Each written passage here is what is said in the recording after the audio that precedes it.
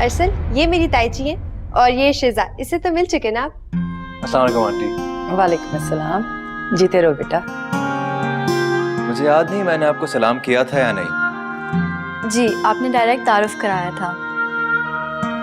तो चलें अब सलाम कर लें। अब क्या फायदा, वो वक्त तो गवा दिया मैंने। तो क्या हुआ, छोटी सी गलती तो हुई है ना, उसकी तलाफी भी की जा सकती है। चले अरसल, सलाम करें शिजा को। लेकिन मैं ऐसे अपनी गलती नहीं मानता, खता जरूर हुई है मुझसे। बहरहाल अस्सलाम वालेकुम। वालेकुम अस्सलाम। हमेशा खुश रहें हमारी मिश्री के साथ। Thank you.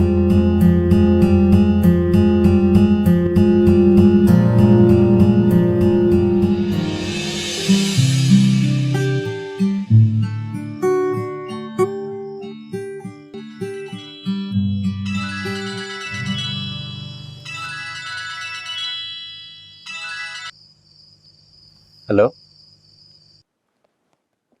अरसल, आपके सर का दर्द कैसा है अब? बस अभी दवाई लिया, कुछ देर रेस्ट करूंगा तो ठीक हो जाएगा।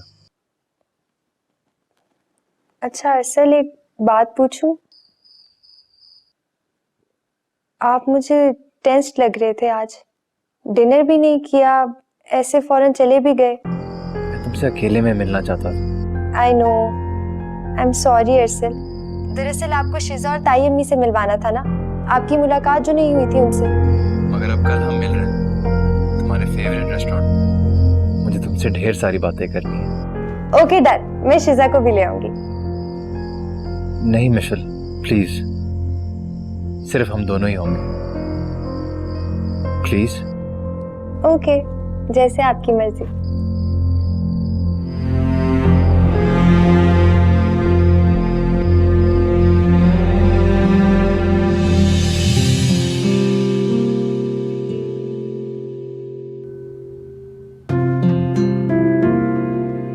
अरसल बेटा, रात को डिनर कैसा रहा? काफी लेट घर आए थे ना?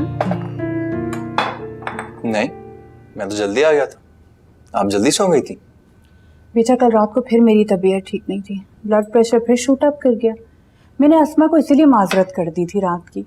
मम्मी आप भी कमाल करती हैं ना, मुझे बताना चाहिए था अपनी तबीयत के बारे में। देखो मेरे बच्चे, तुम इतनी खुशी खुशी गए थे कल मिशेल के घर, मैं तुम्हें बिला वजह क्यों परेशान करने लगी?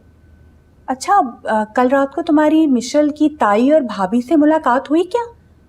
गालबन पहली बार मिल रहे थे ना तुम उनसे?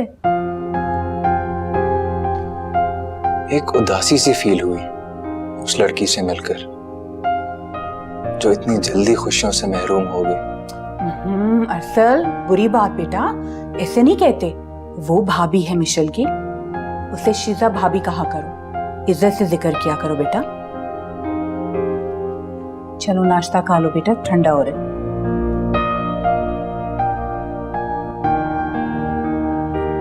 नाश्ता तो करो बेटा, कहाँ सोचो मैं गुम हूं।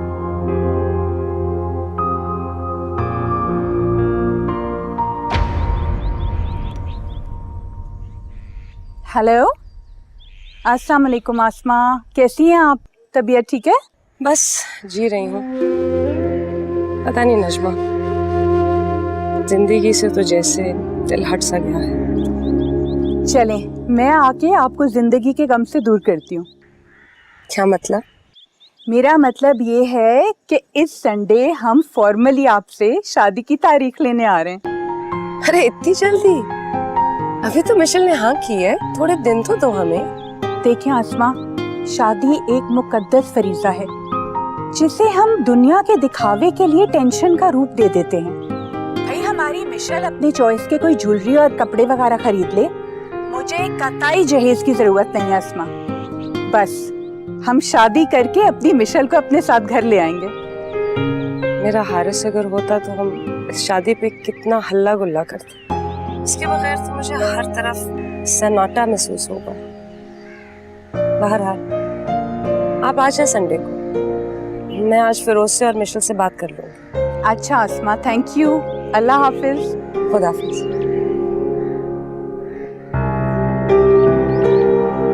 मैंने शादी के लिए हाँ जरूर की है, लेकिन इसका मतलब ये नहीं है कि फौरन ही शादी कर लूं। अभी तो भाई का ही गम हमारे दिलों पर मातम कर रहा है और आप लोगों के आंसू भी तो नहीं सूखे। और वो शिजा की तन्हाई, उसकी उदासी रोज रोज मुझे मारती है। कैसे छोड़कर चली जाऊं आप सबको? तुम ठीक कह रही हो बेटा, और इसका गम इस घर की दीवारों से हमेशा लिपटा रहेगा। हमारी आखिरी सांसों तक आंसू खुश नहीं होंगे। लेकिन बेटा शायद तुम्हारी शादी से हमें थोड़ा सा सुकून मिल जाए, खुशी मिल जाए। बाबा आप सही कह रहे, लेकिन शिजा का भी तो सोचे ना, उसका तो मेरे अलावा कोई सहारा ही नहीं है। मैं ही बस उसका दिल बहला देती हूँ, उसके चेहरे पे हल्की सी मुस्कुराहट ले आती हूँ, बहाने बहाने से बाहर ले जाती हूँ। मैं अगर यहाँ ना हुई तो वो जीते जी मर जाएगी ना। और तुम्हारा इनकार मुझे जीते जी मार देगा।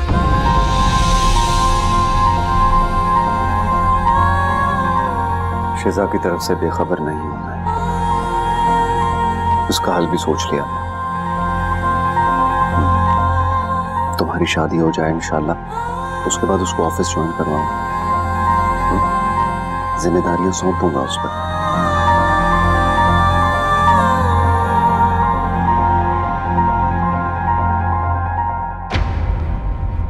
राबिया भाभी वो लोग आने वाले हैं, आप भी तैयार हो जाएं। फिरोज कह रहे थे कि तारीख तय करते वक्त आपको भी मौजूद होना चाहिए। अच्छा ठीक है। पता नहीं शिजा का वहाँ होना सही है कि नहीं। मेरा ख्याल है हारिस की बेवा होने के नाते उसका वहाँ आना जरूरी है। मेरा हारिस होता सारे मामला संभाल लेता, ये भी तो चला गया। आप शिजा को अपने साथ ले आइएगा। ठीक है, ले आऊंगी।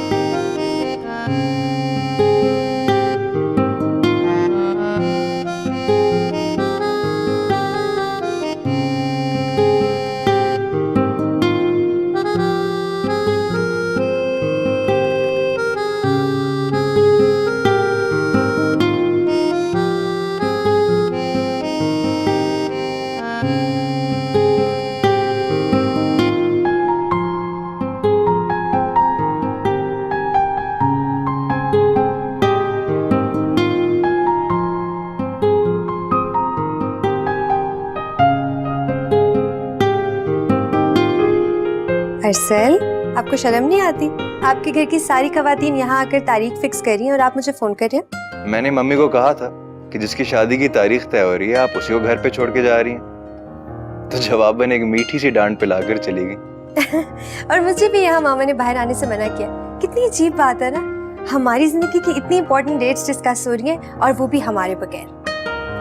लड़की, कोई शर्म नाम की चीज है तुम्हारे में? बाहर तुम दोनों की शादी की तारीख तय हो गई है और बजाय शर्माने की तुम पर बातें किए जा रही हो। अच्छा दादी माँ बताएं, कितना बड़ा घूंघट करके बैठ जाओ। अच्छा मिशेल, शायद बाहर फराज आया है, मेरा दोस्त, बाद में बात करते हैं। ओके, खुदा हाफिज। बल्कि नहीं, शिजा की खुशखबरी देने पर मुबारकबाद नहीं देंगे? शिजा साहिबा का बहुत शुक्रिया अदा कर दें इतनी अच्छी खबर सुनाने पर, और तुम्हें भी मेरा साथ बहुत बहुत मुबारक। अच्छा ओके, अब खुदा हाफिज। मम्मी, क्या शायदा और राफिया पोपो के साथ जाना जरूरी था? अरे तारीख ही तो रखने गई थी, उन लोगों के साथ जाने की क्या जरूरत थी? बेटा तुम्हारे डैडी की तरफ से किसी का जाना तो बनता था ना, जरूरी था। नहीं तो वो लोग क्या बोलते कि भाई के मरने के बाद इतने अहम मौके पे उन्हें किसी ने पूछा ही नहीं, और उन्होंने सिर्फ मुझसे ही तो बात की है। क्या गजब हो गया इसमें। मम्मी, आपके नजदीक शायद ये मामूली बात है, लेकिन अगर फिरोज अंकल और अस्मा आंटी तक ये बात पहुंची तो वो लोग हमसे भी नाता तोड़ देंगे। शिजा बहू है उनकी, वो लोग अभी तक इस बड़े सदमे से बाहर नहीं आए। और शायदा तौबा है अरसल, मैंने नाहक तुमसे ये बात कर दी।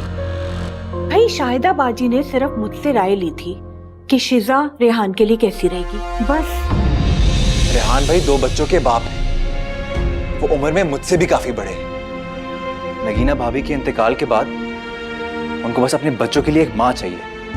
मम्मी, अगर आप चाहती हैं कि मेरी शादी खैरियत से हो तो प्लीज शायदा पप्पो को दूर रखें, वरना नुकसान आपका ही होगा। ठीक है, मैं सख्ती से उन्हें मना कर दूंगी। आइंदा ऐसी कोई बात नहीं होगी।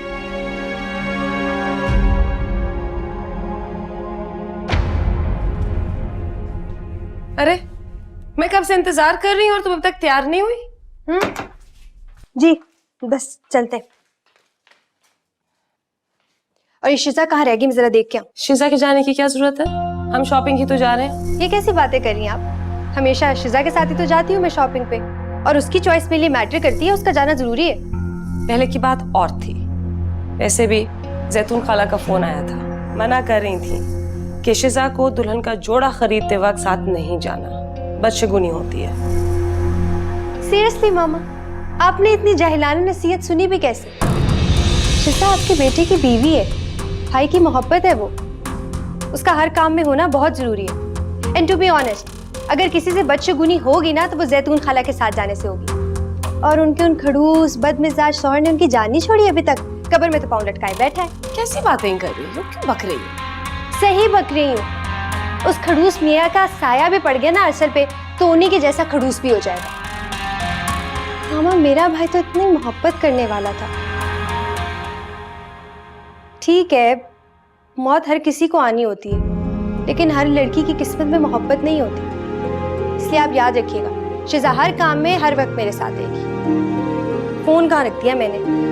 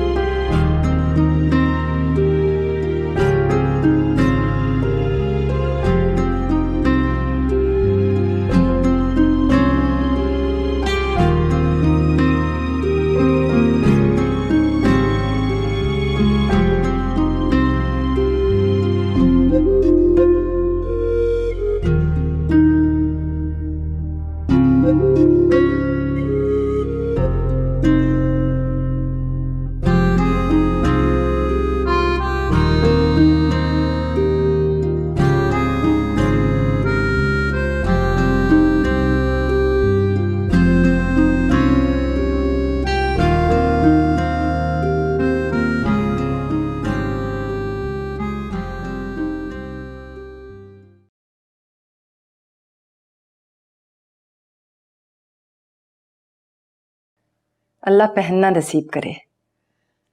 मैंने सारी शॉपिंग देखी है, माशाल्लाह बहुत अच्छी है। हाँ, अल्लाह मेरी बच्ची के नसीब अच्छे करे। अभी कुछ दिन नहीं पहले तो मैं अपने बेटे की शादी के लिए इसी तरह शॉपिंग कर रही थी। अस्मा, तुम अपने दिल को संभालो।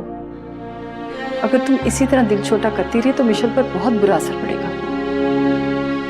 कल भी उसे मैंने अपने कमरे में रोते हुए देखा था।